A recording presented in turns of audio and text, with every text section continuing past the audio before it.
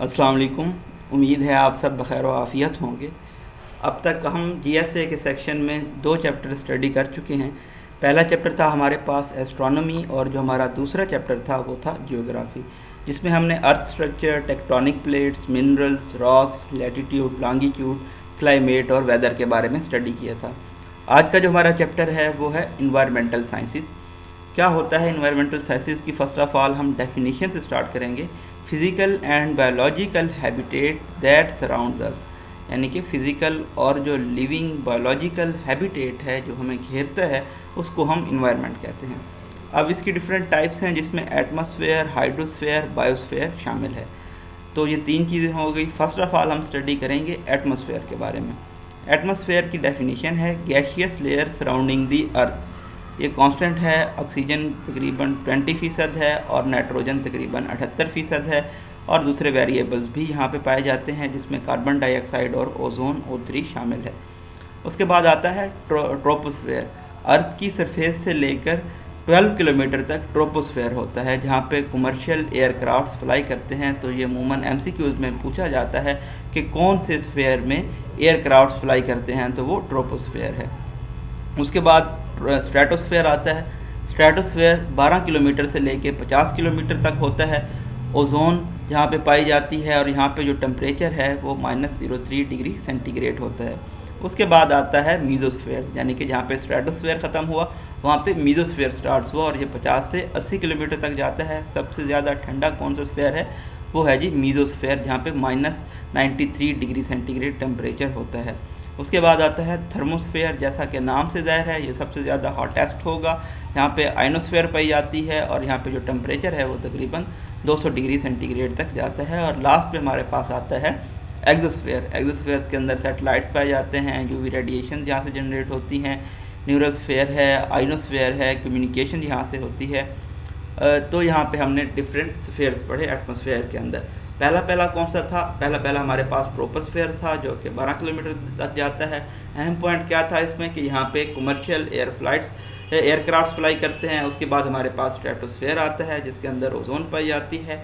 मीज़ोस्फेयर सबसे ज़्यादा ठंडा है, थर्मोस्फेयर सबसे ज़्यादा गर्म है और एक्सोस्फेयर में सैटेलाइट्स वगैरह पाए जाते हैं। ट्रोपोपास की डेफिनेशन आपको याद होनी चाहिए। ये है बाउंड्री लाइन ट्रोपोस्फेयर और स्ट्रेटोस्फेयर के दरमियान। और अर्थ की अगर हम रेडिएशंस की बात करें तो अर्थ से इंफ्रारेड रेडिएशंस इमिट होती हैं। हाइड्रोस्फेयर जैसा कि नाम से ज़ाहिर है total amount of water on planet. और उसके बाद आता है cryosphere, frozen part of water. और वाटर साइकिल क्या है? एवेपोरेट होता है वाटर, उसके बाद कंडेंस होता है, प्रेसिपिटेशन बारिश होती है, रन ऑफ्स होते हैं, इन्फिल्ट्रेशन होती है, यानी कि दोबारा ज़मीन के अंदर पानी चला जाता है। तो इस तमाम साइकिल को हम क्या कहते हैं? Water cycle. बायोस्फेयर कौन सा होता है? स्फेयर वेयर लाइफ एग्जिस्ट, इसको हम बायोस्फेयर कहते हैं। Lithosphere, bio and hydrosphere and atmosphere. तो तकरीबन सी लेवल से 10 किलोमीटर तक ये एक ऐसा एरिया है जहाँ पे लाइफ एग्जिस्ट करती है। बायोम क्या होता है? Large geographical area of distinctive plant and animal groups, यानी कि मुख्तलिफ दरख्तों और जानवरों के ग्रुप्स को आप बायोम कहते हैं। फॉरेस्ट की भी टाइप यहाँ पे बता दी गई हैं। Tropical, temperate, boreal. डेजर्ट्स की टाइप बता दी गई हैं। Arid, semi arid, coastal and cold. Pakistan में कोल्ड जो डेजर्ट है वो स्कर्दू में पाया जाता है। ग्रासलैंड बायोम्स भी होते हैं जिनमें सवाना, टेम्परेट, शॉर्ट ग्रास जिसको स्टेपीज़ कहते हैं, टाल ग्रास जिसको प्रेरीज कहते हैं।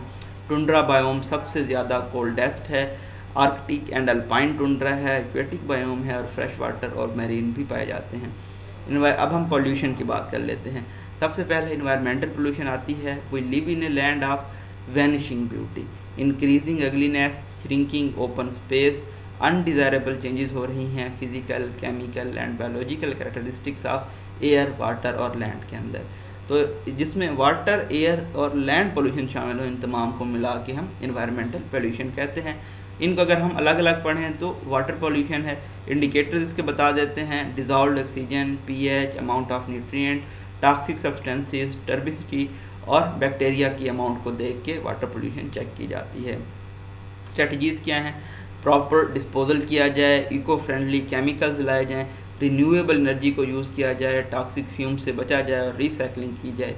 ये स्ट्रेटजीज़ हैं वाटर पोल्यूशन से निपटने के लिए। एयर पोल्यूशन क्या है जी? Air and water two essential fluids हैं जिसके ऊपर तमाम ज़िंदगी निर्भर है, इन्हिसार कर रही होती है। तो ये ग्लोबल गार्बेज कैन बन चुके हैं एयर और वाटर। प्राइमरी पोल्यूटेंट्स कौन से हैं एयर के? कार्बन डाइऑक्साइड, सल्फ़र है जो कि कोल से रिलीज़ होती है, और उसके बाद जो सेकेंडरी पोल्यूटेंट्स हैं उसमें स्मोक शामिल है, जिसमें फोग और स्मोक आपस में मिल जाते हैं। काजेज़ इसके क्या हैं? स्टेशनरी एंड मोबाइल सोर्सेज हैं। कंट्रोल कैसे किया जा सकता है? पेट्रोल ऐसा यूज़ करें जिसमें लेड की क्वांटिटी बहुत कम हो, पब्लिक ट्रांसपोर्ट को इस्तेमाल किया जाए, दरख्त लगाए जाएँ, स्क्रबर्स यूज़ किए जाएँ, साइक्लोन्स और बैग हाउसेज इस्तेमाल किए जाएँ। लैंड पोल्यूशन की अगर हम बात करें तो इसकी वजूहत क्या हैं? सॉलिड वेस्ट है, पेस्टिसाइड इस्तेमाल की जाती हैं, माइनिंग है, बहुत ज़्यादा अर्बनाइजेशन हो रही है, न्यूक्लियर वेस्ट भी आ जाता है इसमें, और दरख्त काटे जा रहे हैं, डिफॉरेस्टेशन है।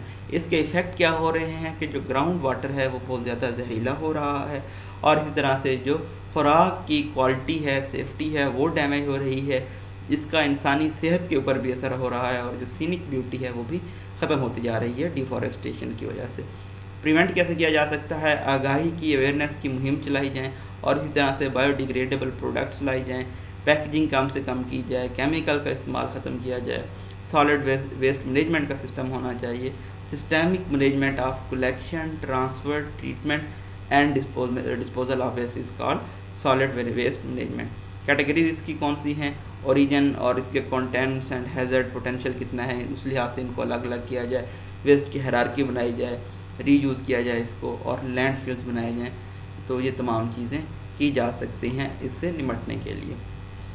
तो बहुत ही ज़्यादा तेज़ी से है, मेरे ख्याल में हमने इसको स्टडी किया है, तो उम्मीद है आपने तमाम चीज़ों को कैचअप कर लिया होगा। इसको हम एक मरतबा ब्रीफली दोबारा से ओवरव्यू करते हैं। इन्वायरमेंटल साइंस की डेफिनेशन क्या थी? फिज़िकल एंड बायोलॉजिकल हैबिटेट जो कि हमें सराउंड करता है। एटमॉस्फेयर एक गैशियस लेयर थी जो कि ज़मीन को सराउंड करती है, उसके डिफरेंट पार्ट थे। ट्रोपोस्फेयर के बारे में हमने कहा कि 12 किलोमीटर तक एक्सटेंड करता है, कमर्शियल एयर फ्लाइट्स यहाँ पे चलते हैं। उसके बाद स्ट्रेटोस्फेयर आया जिसके अंदर ओजोन पाई जाती है। मीजोस्फेयर सबसे ज़्यादा ठंडा था, थर्मोस्फेयर सबसे ज़्यादा गर्म था। एक्सोस्फेयर के अंदर सैटेलाइट पाए जाते हैं। ट्रोपोपाज क्या था? ट्रोपोस्फेयर और स्ट्रेटोस्फेयर के दरमियान बाउंड्री थे, और इसी तरह से हमने देखा कि ज़मीन IR रेडिएशंस को इमिट करती है। उसके बाद हाइड्रोस्फेयर आया, नाम से ज़ाहिर है total amount of water. Cryosphere जो कि फ्रोज़न वाटर था। वाटर साइकिल हमने देखा, एवापोरेट हुआ, कंडेंस हुआ, बारिश हुई, रन ऑफ हुए, इन्फिल्ट्रेट कर गया दोबारा ग्राउंड के अंदर, तो ये एक वाटर साइकिल था। बायोस्फेयर कौन सा था? जहाँ पे लाइफ एग्जिस्ट कर रही थी, ठीक है जी, ये 10 kilometre up to sea level तक था। और उसके बाद बायोम है, जोग्राफिकल एरिया, मुख्तलिफ प्लांट्स का और एनिमल्स का। फॉरेस्ट की टाइप देखी, ट्रॉपिकल, टेम्परेट, बोरियल। डेजर्ट्स की टाइप देखी, arid, semi arid, coastal and cold. Grassland biome, savanna के बारे में हमने स्टडी किया। चार्ड ग्रास को स्टेपीज़ कहते हैं, डाल ग्रास को प्रेरीज कहते हैं। टुंड्रा बायोम के बारे में आपने याद रखना है कि सबसे ज़्यादा कोल्डेस्ट है।